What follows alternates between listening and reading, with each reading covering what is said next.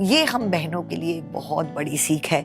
इसको जब हम पढ़ते हैं तो मत्ती रचित सुसमाचार 11वें अध्याय में यीशु मसीह ने खुद जो है एक बात को कहा लोगों को देख करके।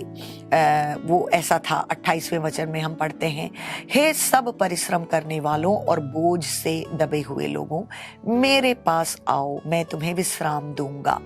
मेरा जुआ अपने ऊपर उठा लो और मुझसे सीखो, क्योंकि मैं नम्र और मन में दीन हूं, और तुम अपने मन में विश्राम पाओगे, क्योंकि मेरा जुआ सहज और मेरा बोझ हल्का है।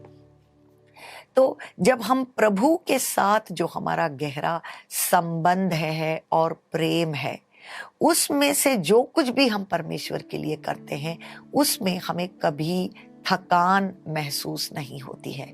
हमारा दिल हमेशा खुश रहता है, हल्का रहता है।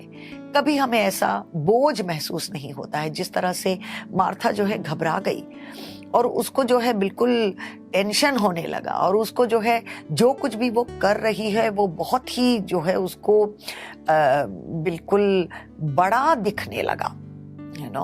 उसको ऐसा लगा कि ये बहुत भारी काम है, जो मेरे सामने है वो भारी काम है। तो परमेश्वर से जो प्रेम है, परमेश्वर से जो संबंध है, वो हमारी जिंदगी में सबसे पहले स्थान पर रहे, और उसमें से जो कुछ भी हम परमेश्वर के लिए करना चाहते हैं वो हम करें। तब हमारे दिल में हर समय वो प्रेम और वो आनंद और वो खुशी, that joy will be in our hearts, and it will keep us from complaining, it will keep us from murmuring, it will keep us from becoming weary in our lives. Praise God. तो सारी बहनों के लिए, हम सब बहनों के लिए ये एक बहुत ही महत्वपूर्ण शिक्षा है कि कई बार काम करते करते, घर के अंदर, घर के बाहर, हो सकता है कलीसिया में कुछ करते करते या अपने सेवकाई में कुछ करते करते हम जो है कुड़कुड़ाने लगते हैं। हम ऐसे एक जगह पर आ जाते हैं जहां पर कि हम थक जाते हैं, हमें ये सब कुछ जो है बहुत बड़ा बोझ लगने लगता है।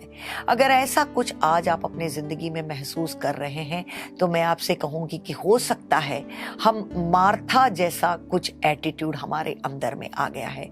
हम अपने आप को जांच करें, हम अपने आप को सर्च करें कि क्या मैं मार्था के समान हूं या मैं मरियम के समान हूं। बहुत ज्यादा जिम्मेदारियों को अपने जिंदगी में निभाने के बावजूद आप अपने दिल में और अपनी आत्मा में मरियम के समान जो है रह सकते हैं। यही शिक्षा इन वचनों के द्वारा हम पाते हैं। तो अगर ऐसी एक थकान हम अपनी जिंदगी में महसूस कर रहे हैं, ऐसी कुछ कुड़कुड़ाहट अपनी जिंदगी में हम महसूस कर रहे हैं, तो हम रुक जाएं। It's okay that you don't do the things that you are doing right now. आप अपने आप को परमेश्वर की उपस्थिति में जो है बिल्कुल शांत कर लें, और आप परमेश्वर की आवाज को फिर से सुने।